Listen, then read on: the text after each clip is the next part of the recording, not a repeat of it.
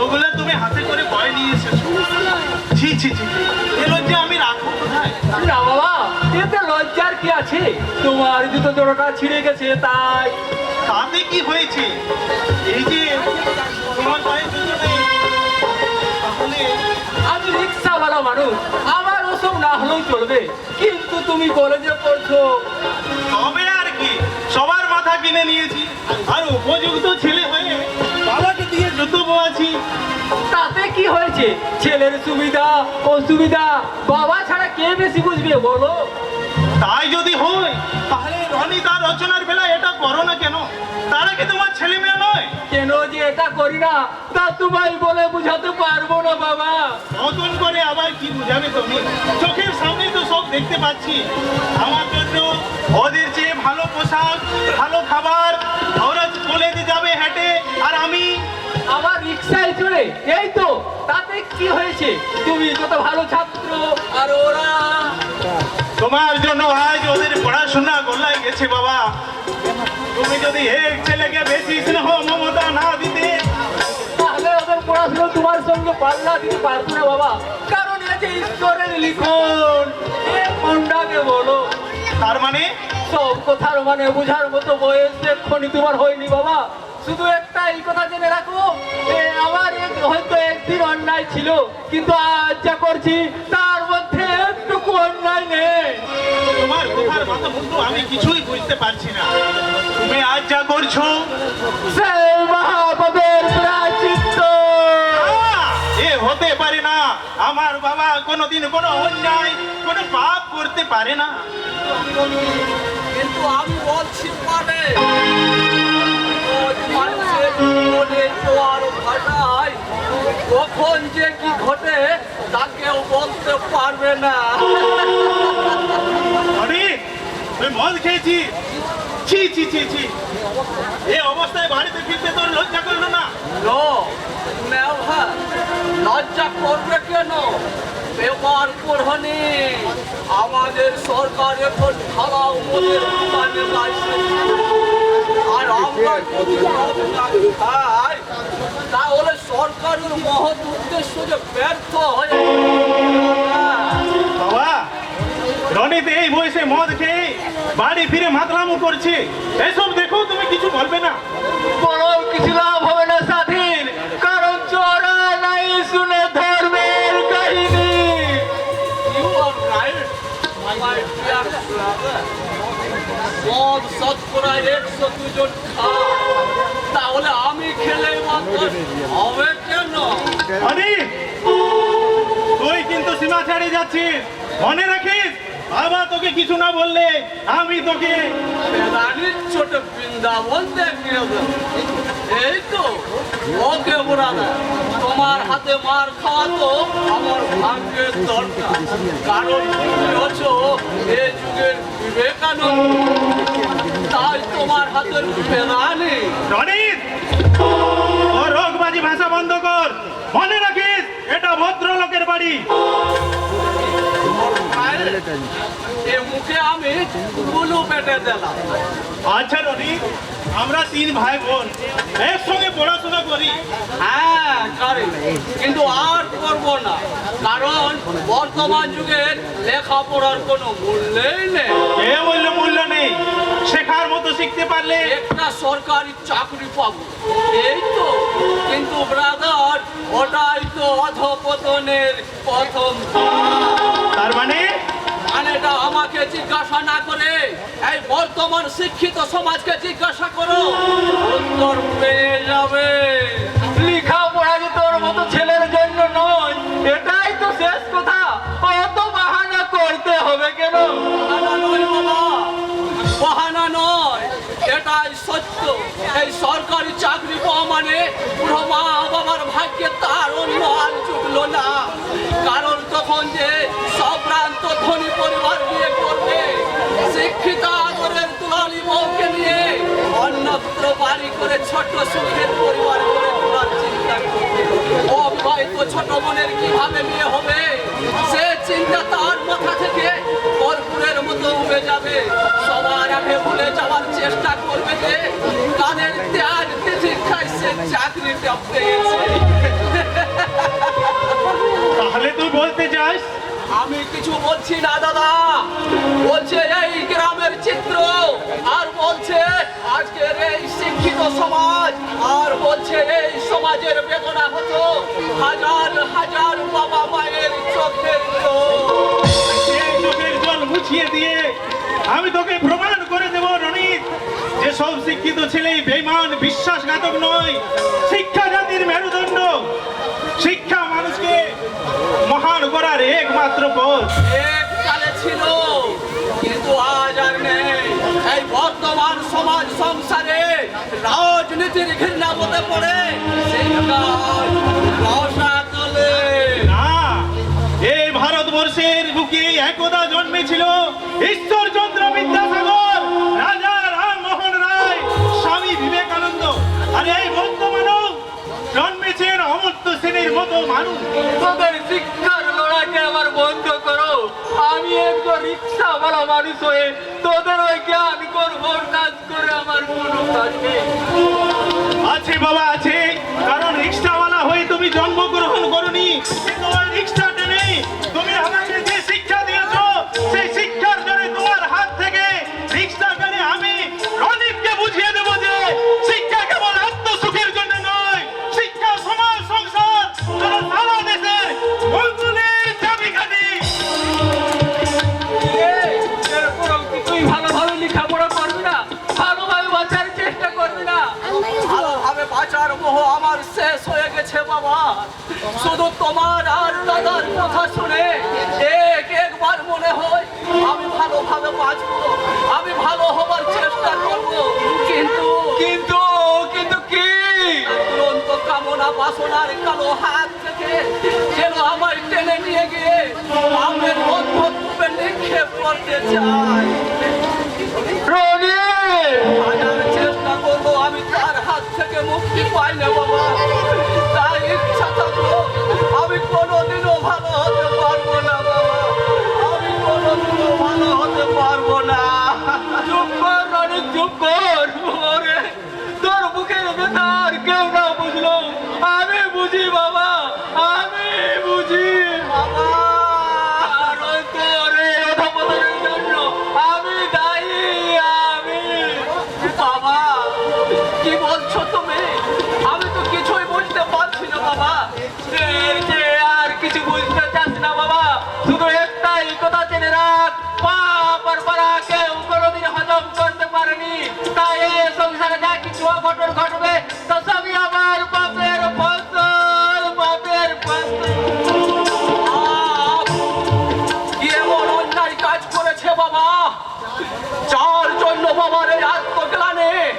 না না, আমাকে জানতেই হবে আমার এই হীনমান্য ভোগার কারণ কি। সামান্য একজন রিক্সাওয়ালা হয়ে তোমার বাবা যে অসাধ্য সাধন করেছে, তার জন্য তাকে ধন্যবাদ দেওয়া উচিত। অসাধ্য সাধন ওই বলতে চাও আরে সামান্য রিক্সা চালিয়ে আজ তোমাদের এই তিন ভাই বোনকে এতগুলো শিক্ষিত করা, এদিকে চারটিখানে কথা। ও তাই বলো? আচ্ছা সাধু কাকা, তুমি বাবাকে কতদিন ধরে চিনো? তা প্রায় 20 বছর, কিন্তু কেন বলো তো?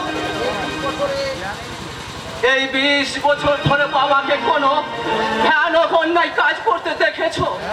না, তা দেখিনি। কিন্তু তোমার মুখে আজ হঠাৎ এমনটা কেন বাবা? কেন তা তোমায় আমি বলে বোঝাতে পারবো না কাকা। তবে কোনো জানি না, একটা অজানা আতঙ্ক আমাকে গ্রাস করতে চাইছে। তোমার কথা আমি কিছু বুঝতে পারছি না বাবা। পারবে না কাকা, পারবে না, কারণ তোমার মতো অতি সরল মানুষের দল তাই এই কঠিন সংসারের রহস্য ভেদ করতে পারবে না। আমি কিন্তু আমার লক্ষ্য ভেদ করতে পেরেছিল। তার মানে আমি চাকরি পেয়েছি। এই যে কাঞ্চনী এটা। Congratulation my dear brother, congratulation. তুমি চাকরি পেয়েছো বাবা? আজ থেকে আমি একটা মস্ত বড় পুলিশ অফিসার, তাই আমার দায়িত্ব পালন করবে তুমি নিজে। আর শিক্ষা তোমার কোথায় নিয়ে যায় তার হিসাব রাখবো আমি। না যাই, খবরটা সবাইকে দিয়ে আসি যে আমার পূজনীয় দাদা গ্রামের 5 জনা পাশ পালিশ মার্কা শিক্ষিত ছেলেদের মতো অধপতনের সিঁড়ি খোঁজে পেয়ে।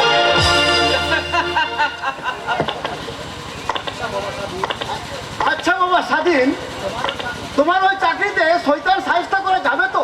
নিশ্চয়ই যাবে, তবে সবটা আইনের পথ ধরে। তাহলে ওই চাকরি তুমি ছেড়ে দাও। আর শুনেছি পুলিশ মাত্রই আইনের কথা বলে, কিন্তু তারা নিজেরাই বেআইনি কাজ করে।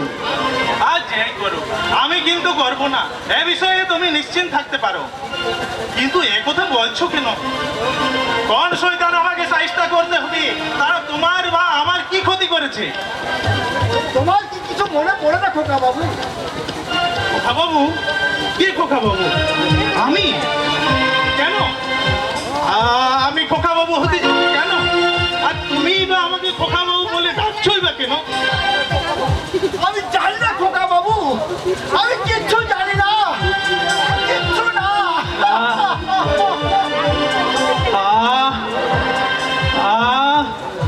কাকা, তুমি যে কি বলতে চাইছো আমি কিছু বুঝতে পারছি না।